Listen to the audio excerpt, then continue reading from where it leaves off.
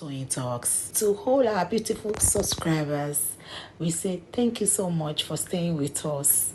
And you are new here, we are happy you find us. Please don't forget to like, subscribe, and hit the notification bell so you will be notified for more upcoming videos.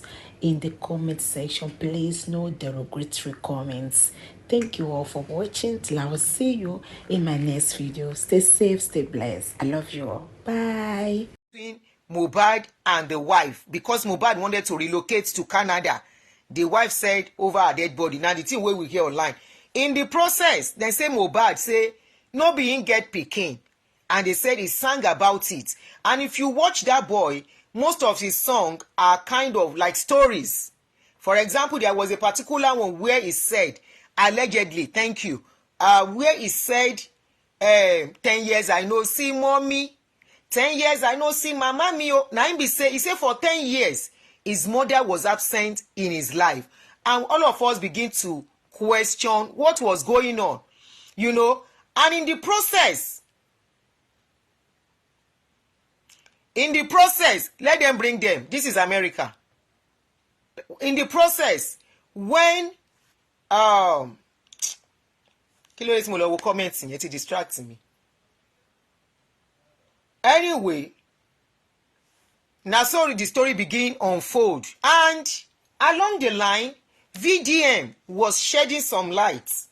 This is where VDM began to have problem on social media. He started shedding some light on the issue. And you know VDM is close to celebrities. VDM mentioned something. He said he is insisting they should carry out DNA on the baby that girl has. That child, there is controversy on the baby. He now mentioned something very, very important. He said the baby, the wife and Mohbad, he said they fought. They had a very big fight. A day to the day he was going to buy, or the day, I can't remember precisely now. He said there was a very big fight. Many people, you know, came for VDM. Some celebrities, Iyabo Ojo and Tonto Dike. This is where VDM started having problems with them, you know, and they started having gbasgbos between each other. And I want to make something very, very important now. Remember this lady.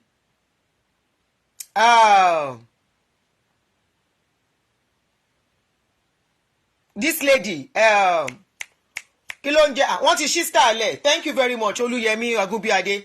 This lady, Karimo, who is Mohbad's sister-in-law. Immediately the incident happened, before there was even controversy, she was the first person that went to Daddy Freeze.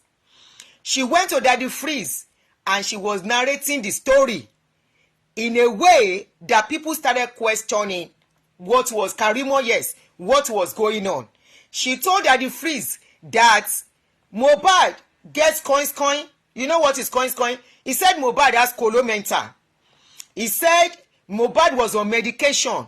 You know, she gave different narrative. She said they want to collect property from her sister. She said Mohbad didn't have anything. She told a lot of stories. And, you know, all of us begin to look, say, waiting to go on. Along the line, she and the sister, known to us, they had underground issues, family matter that was going on. And she started in between, she would throw out some link, as in some kind of, is it link I would call it? In the process when they started having issue, she will come out with some information. She will track this information. She will throw out information, she will retract it. And, you know, we begin to see something was definitely not okay. That something, a clue, God bless you, Romo Sele. She was giving out a clue, kind of, that, you know, and we begin to watch what was really going on. And along the line, she came out, and we all found out, she even gave a clue that she was never in good terms with their mother. That is Wunmi's mother, who is a policewoman. Remember, Wunmi's mother is a policewoman, Mohbad's wife. The policewoman, we know one way or the other, as things they go for that country, will have influenced what was going on. And we were all looking, because in the process after Mohbad's spy, there was another lady that spied, and under 5 days, Nigerian police brought out the person that spied that person. But Mohbad's case, Nigeria go police, abi government, abi Lagos state, then lie to us, say dem go do toxicology. Up till now, toxicology results, we don't know whether it don come out. At a point, they said they did autopsy. They did not find anything in Mohbad's body. You know, there was different story. Even police story no tally. Police first tell us say na bleeding, e bleed to kpai. At the end of the day, they came out. They said at the end of the day, the result they gave us, they release as toxicology. Now some people do investigation. See, say na fake results dem bring out. There was no, they didn't do any toxicology in the hospital abi laboratory they mentioned. Nigerian government, Nigerian leaders, ni kure. Ni kure. At the end of the day, we don't know wetin dey happen. Na so they hang everybody. Inconclusive. Na in we dey. Now, what is unfolding now? Karimo, I'm actually addressing this angle to know now. Karimo, I know you saw my video, the last video I did concerning this issue. I purposely took a back seat watching. Not as if I'm not interested. I'm still very much interested in that boy getting justice. Gẹ́gẹ́ bí abiyamọ. And because Bukky Jesse is doing a wonderful job on that case, despite all the attack on her, she has refused to back down. And I give it to Bukky Jesse. Bukky Jesse, ó ṣe ọmọ, Ọlọ́run á dúró tì ẹ́. Gbogbo ibikíbi tí bàtà bá ti ń ta ẹ́ lẹ́sẹ̀, Ọlọ́run á bá ẹ bu òróró ìtura sí lọ́lá ìgbésẹ̀ ẹsẹ̀ tó gbé lórí ọ̀rọ̀ ọmọ yìí. Á dùn wọ́n náà nínú kọjá ibi tó ti lérò. Bukky Jesse stood on that case, and she has been giving updates that I might not go into now.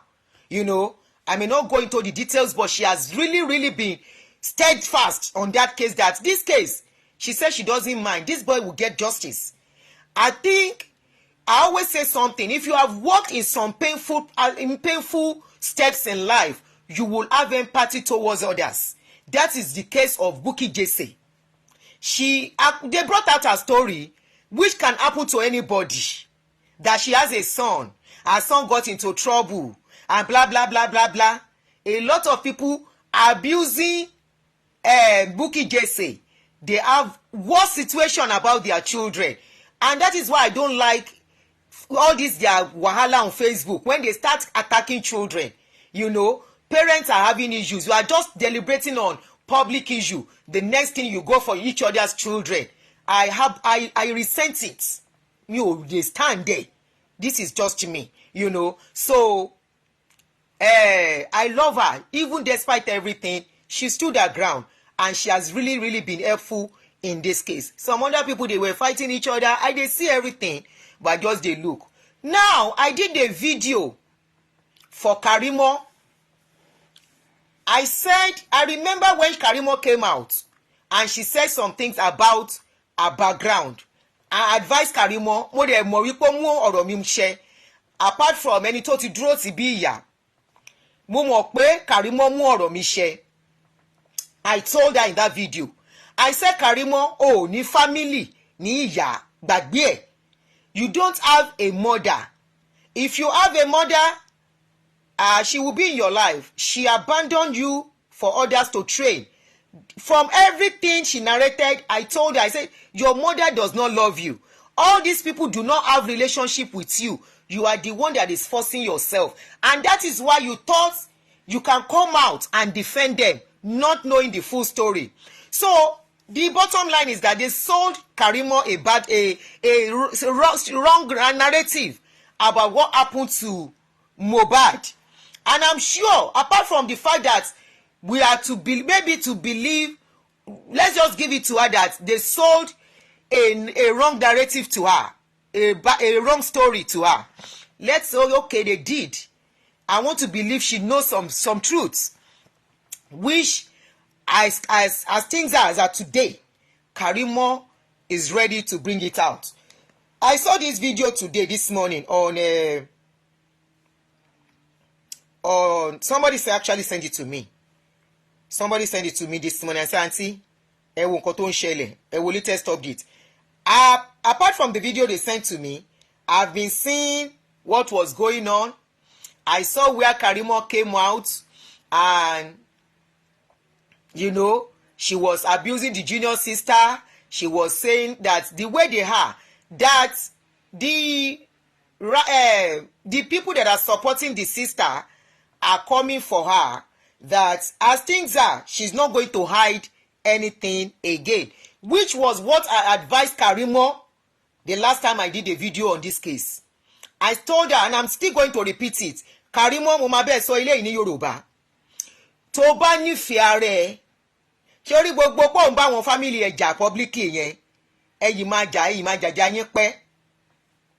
Tó bá nífẹ̀ẹ́ ara ẹ̀, ìtorí àwọn ọmọ méjì tó wà ní ọwọ́ ẹ̀, like I told you the last time, and I'm going to repeat it. Ṣórí àti ẹni tí ó bá pààyàn, ẹni tó witness ẹ̀ tí ò sọ, ẹni tó mọ̀ ń pa ẹ̀ tí ò sọ, gbogbo wọn náà ní ẹ̀jẹ̀ lọ́rùn. Ẹ̀jẹ̀ wà lọ́wọ́ ẹ̀ Karimo, like I told you the last time. Ẹ̀jẹ̀ wà ní ọwọ́ ẹ̀. Ṣó ń gbọ́? I told you the last time, you are trying to buy love from your mother. You cannot buy love. Mother's love are not for sale. Please, pick any point you want in this video as you are watching me. I may be going back and forth. Mother's love is never ever for sale. Mother's love comes naturally. Mother's love is priceless. There is no money you can place on mother's love. A mother who does not love you does not love you. I told you the last time. Now I'm so happy you are waking up to the reality. But all you need to do, ṣorí gbogbo nǹkan tó ń ṣe yìí, all these things you are doing, you are only venting negatively, and it will affect your emotions, your psyche, your mental health, and it will affect a lot of things about you. I have told you the last time, those people are not your family. Family is never by blood. Ẹni tọ́lọ́run bá rán síyàn, òun ló ń ṣèyàn lóore. Your family can be your neighbor. Your family can be your friend.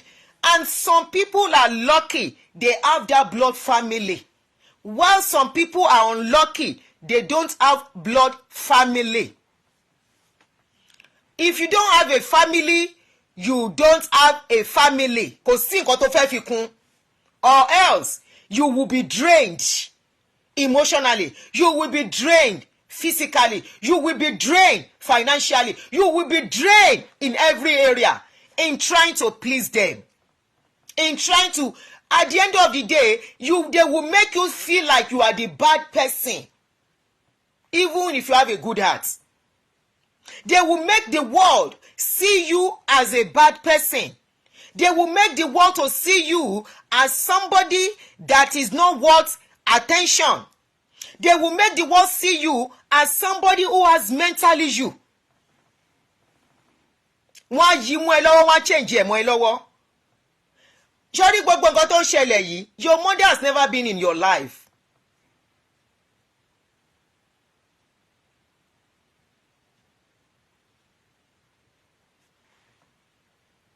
Hold on. Kini yẹn ti lọ. Your mother has never been in your life. Wunmi, you said it with your mouth that when Wunmi was to marry,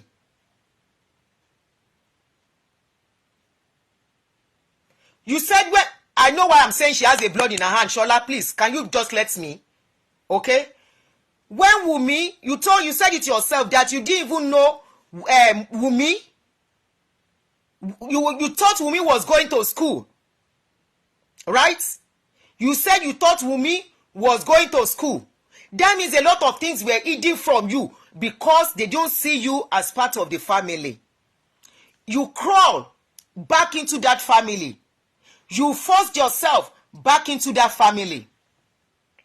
Now, as things are, and why I said you have the blood in your hand, until you say everything that you know about Mohbad's death, ìgbà yẹn ló tó máa free.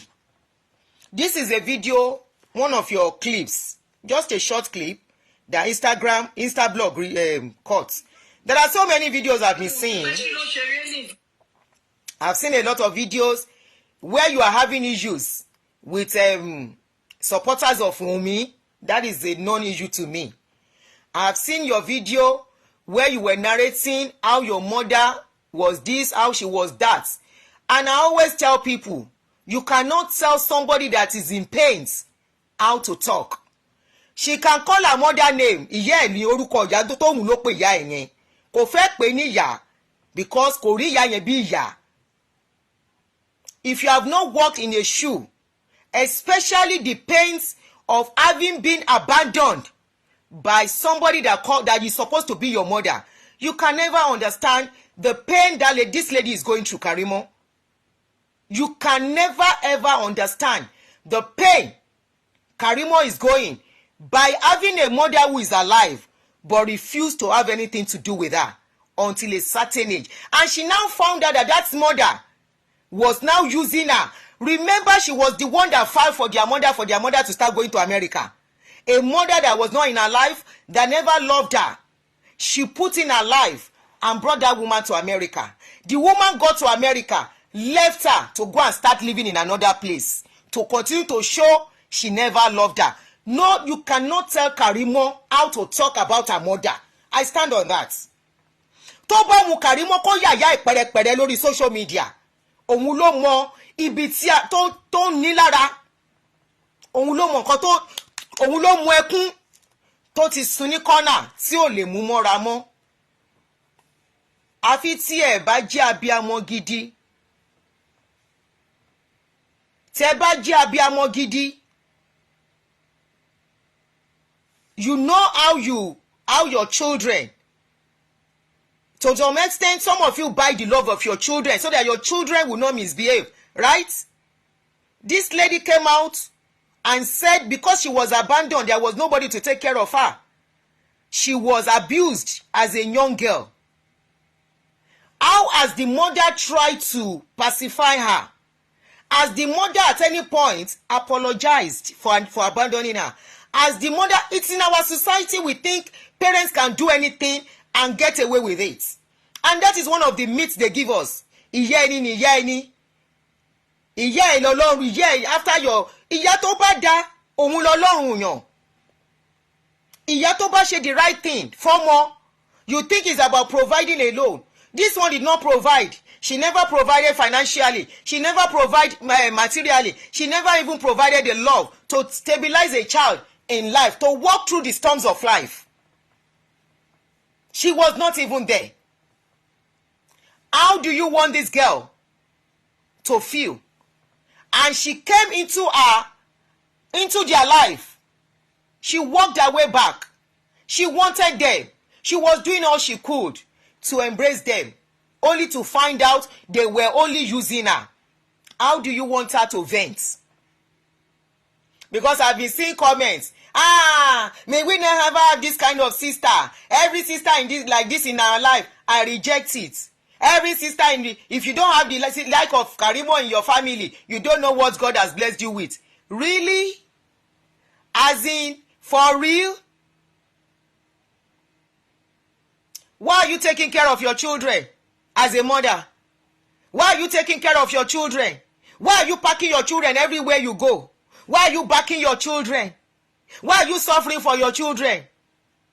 If what she's feeling does not matter, if her venting does not make any sense, I'm just asking questions. Walk in her shoes. Unfortunately, you cannot walk in her shoes because eti dagba. Go and ask people who are in her shoes or people who have walked in their shoes. I always say something. A child will forgive a father that is absent in their life, but no child, with very little exception, will forgive a mother that is absent in their life. You know why? Mothers make the world. Mothers are the angel of every child. Father, bàbá bàbá gbogbo ayé, ṣùgbọ́n ìyá. You think àwọn Yorùbá tó kọrin pé òrìṣà bí ìyá ò sí, wọn ò mọ nǹkan tó ń sọ. Ìyá là bá máa bọ, but ìyá tó bá ṣe the right thing ni wọ́n ń bọ.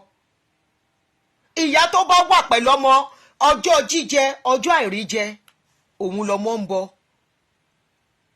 Ìyá tó jẹ́ wípé ọjọ́ tí ọmọ tó bá máa ṣì ọ̀nà, ìyá yẹn máa fà á létí, á pè jókòó, wọ́n á jọ máa ṣeré. Talk less of, we are even talking about a female child. We are talking about a female child. You don't tell somebody that is wounded. You don't tell somebody that is bruised. You don't tell somebody that is in pains how to express their pains. All you need to do is to listen and learn something from it. You don't condemn them.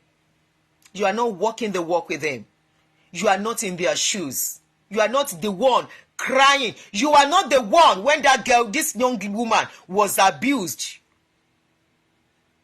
She said it with her mouth, and I give her the boldness because this will make a lot of mothers to correct their ways. There are a lot of women. Nǹkan tí mo ṣe wà against ìyá Mohbad nìyẹn. There are a lot of women who abandon their children, not because a man collects them. Yes, I know there are some men who do that. There are some men tó máa gba ọmọ lọ́wọ́ obìnrin tí obìnrin yẹn máa wá wí ẹ̀ láti rí àwọn ọmọ ẹ̀. Eléyìí wọn gba ọmọ lọ́wọ́ ẹ̀. She left the child. I have heard countless stories of how women will leave 3-month-old child to follow another man. There is a story I have on my hand. Tony Kimba won't gbé jáde. The woman is 40-something years old. She's looking for her mother. She says she doesn't know the mother. She wants to see her mother. At 40-something, are you telling me she needs the mother's money? No. Are you telling me she needs the mother to do anything for her? No, she will be the one to do for the mother. She's craving it. If ẹni tó ní ìyá ò mọ yìí, ẹni tí ò ní ní kẹ́bí, and it's not about whether the mother is by. Somebody that has a mother does not know the value of not having a mother. You don't know the value of not having something when you have it. When you have it, they are there for you. You know what it is to have it. You cannot understand the pain of not having it. You can't. A child will be left by a mother. Ẹ fi ti bàbá sílẹ̀, bàbá bàbá gbogbo ayé. We talk about fathers all the time. Let's talk about the mothers now. A mother will abandon a child. A child will go. People around. Do you know, she might not tell us the full story. Do you know how many times she was abused? And she would sit in a corner. Every other person is with their mother. There's no, okay, she was with her grandmother. Maybe she sees her father once in a while. Because according to her, she has a relationship with the father. She will sit down, see other children with their mother. Why do a lot of children thrive without having a father? Many of us have brought up our children single-handedly without a father, and we did it beautifully. Go and ask, how easy is it for a man to train a child all alone? No, they are not fashioned, they are not programmed to do that. Ìyá ló ń tọ́jú ọmọ tí your bàbá need to provide. This lady was tortured. She went through so much. So she can continue. That is her therapy. Allow that girl. It is her own therapy.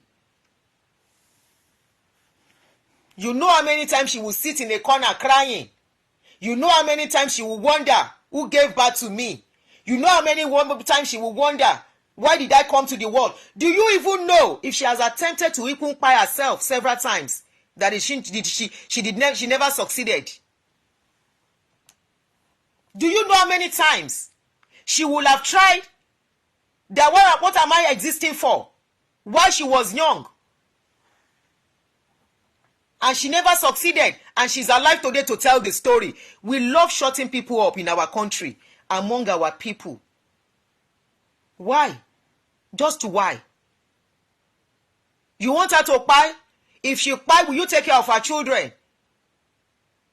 That is a therapy.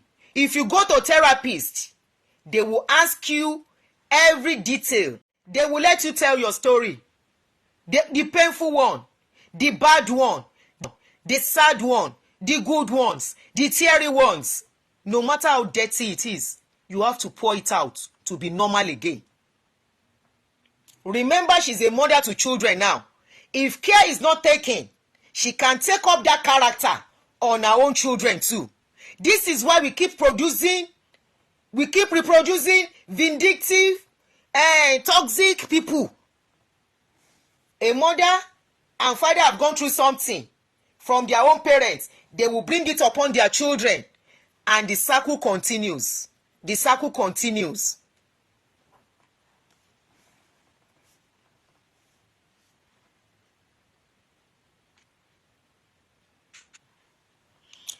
Now, let me play what Karimo said today. Karimo, continue to get your healing your own way. I'm not going to fault you on that. I am on Mohbad's case, and this particular point you pointed out.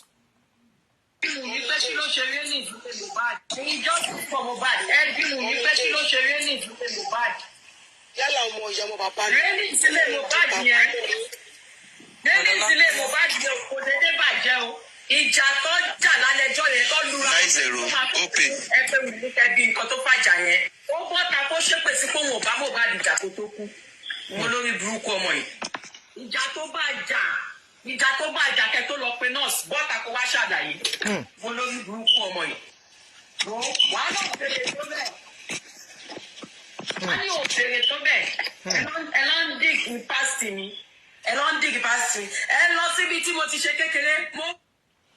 Karimo, let me quickly talk on that your past. You say they are digging.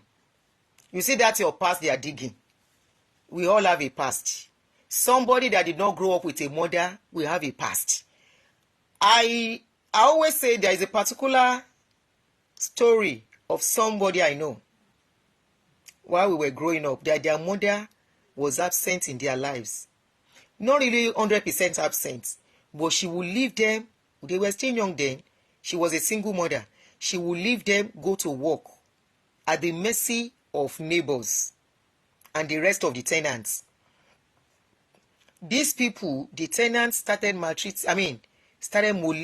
At least I know of one of them. I'm not sure of the second girl. The first girl, the neighbors started molesting this girl. Today, her past did not haunt her. She's married with kids. There are some errors that will happen in your life that you don't have power over. Karimo, do not let anyone hold you ransom from speaking the truth on that. Tí wọ́n bá máa expose yẹ past yẹ jẹ́ kán expose yẹ. Àgbọ́rú eléyìí rí àfíndẹ́rù bọ́ lọ́rọ̀ ni. There is nothing new under the sun. You yourself have told us that you were abandoned, so we should expect anything. It is not your fault. Karimo, do not let anyone shut you up with that. O ní láti sọ̀rọ̀. You have to talk. Karimo, you need to talk for your own good. And I will tell you. But as for that your past, you say they are digging. Let them dig it. There is nobody, especially I repeat, if you don't have parents physically that are there to checkmate you, there is nobody that doesn't have. Such people have some past. Could they see big deal? It was because there was nobody to checkmate them. It was because they don't have a parent, they don't have a mother, a father that will draw their ears and say that place that you are going is not good. That kind of thing should go back to the parents that failed that child at that moment. Yes. I always tell somebody, I say, if a child fails in some things, go back to the parents. And that is why I look at people who send their children to all these religious people and say they are to mentor their children. In the process of mentoring your children, they are abusing your children for you. You are the one that gave birth to your children. It is your duty to take care of them. It is your duty to put them in the right path in life. It is your duty to put their feet where they are supposed to go. If you are alive and your minor child is going where they are not supposed to go, you are the failure. It's just like when parents will say, don't you know I'm your mother? You don't know I'm your father. The day you start introducing yourself to your child, it means you have started failing. It means a lot is going wrong already. The day you have to tell your child and remind your child that don't you know I'm your mother? Don't you know I'm your father? It's like the case of a husband and wife, and the husband has to remind the wife, don't you know I'm your husband? Failure ti wọlé nìyẹn. Karimo, let them bring whatever they want to bring. Now, you said on that day that they fought. You said they fought and the rail of their house got broken. Bawa repeat here. What happened to the railings?